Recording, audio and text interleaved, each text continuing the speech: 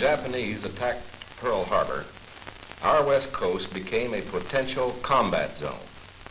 Living in that zone were more than 100,000 persons of Japanese ancestry, 2/3 of them American citizens, 1/3 aliens.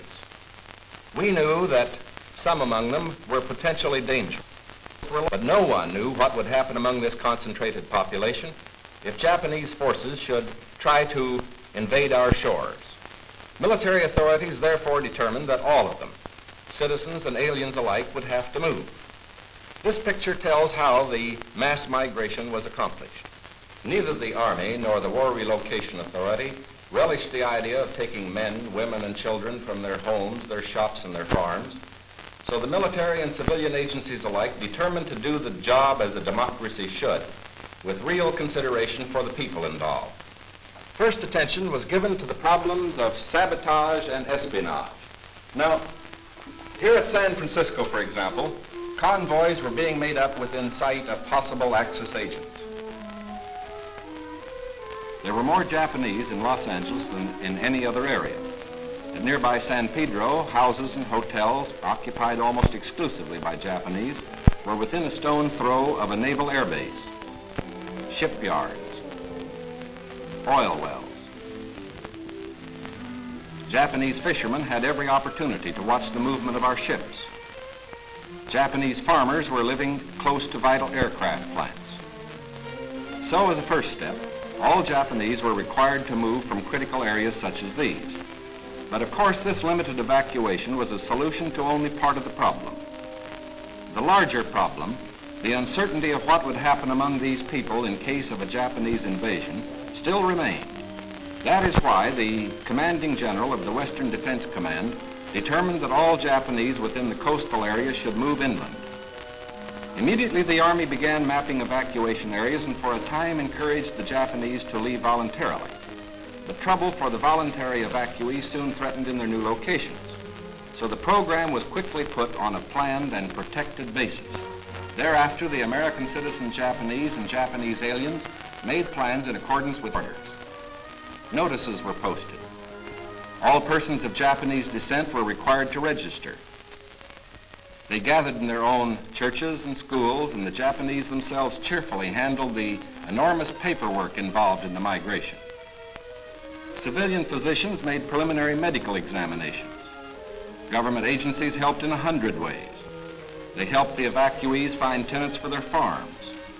They helped businessmen lease, sell, or store their property. Now, this aid was financed by the government, but quick disposal of property often involved financial sacrifice for the evacuees. Now the actual migration got underway. The Army provided fleets of vans to transport household belongings and buses to move the people to assembly centers. The evacuees cooperated wholeheartedly. The many loyal among them felt that this was a sacrifice they could make in behalf of America's war effort. In small towns as well as large, up and down the coast, the moving continued.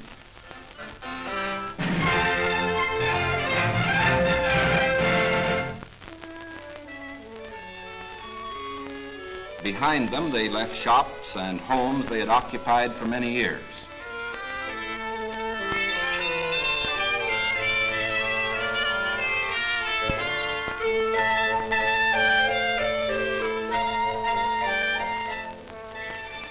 Their fishing fleets were impounded and left under guard. Now they were taken to racetracks and fairgrounds where the Army almost overnight had built assembly centers. They lived here until new pioneer communities could be completed on federally owned lands in the interior. Santa Anita Racetrack, for example, suddenly became a community of about 17,000 persons. The Army provided housing and plenty of healthful, nourishing food for all. The residents of the new community set about developing a way of life as nearly normal as possible. They held church services, Protestant, Catholic, and Buddhist. They issued their own newspaper, organized nursery schools, and some made camouflage nets for the United States Army. Meanwhile, in Arizona, Utah, Colorado, Wyoming, and elsewhere, quarters were being built where they would have an opportunity to work and more space in which to live. When word came that these new homes were ready, the final movement began.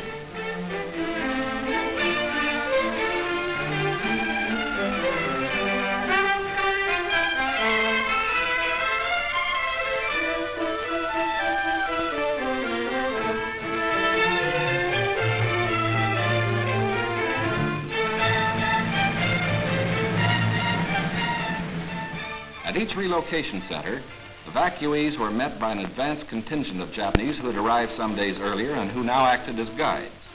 Naturally, the newcomers looked about with some curiosity. They were in a new area, on land that was raw, untamed, but full of opportunity. Here they would build schools, educate their children, reclaim the desert. Their own physicians took precautions to guard against epidemics. They opened advanced Americanization classes for college students, who in turn would instruct other groups. They made a rough beginning at self-government, for while the Army would guard the outer limits of each area, community life and security within were largely up to the Japanese themselves. They immediately saw the need for developing civic leaders. At weekly community meetings, citations were given to the block leaders who had worked most diligently. Special emphasis was put on the health and care of these American children of Japanese descent.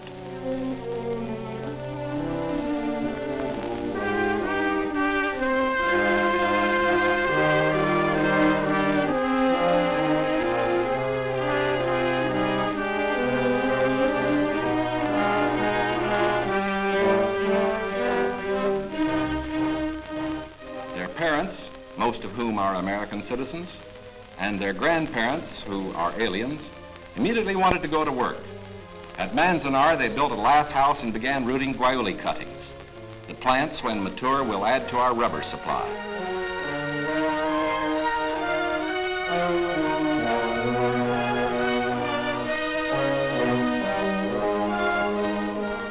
At Parker, they undertook the irrigation of fertile desert lands.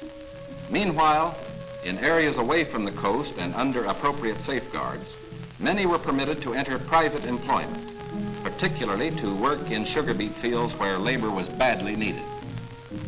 Now, this brief picture is actually the prologue to a story that is yet to be told.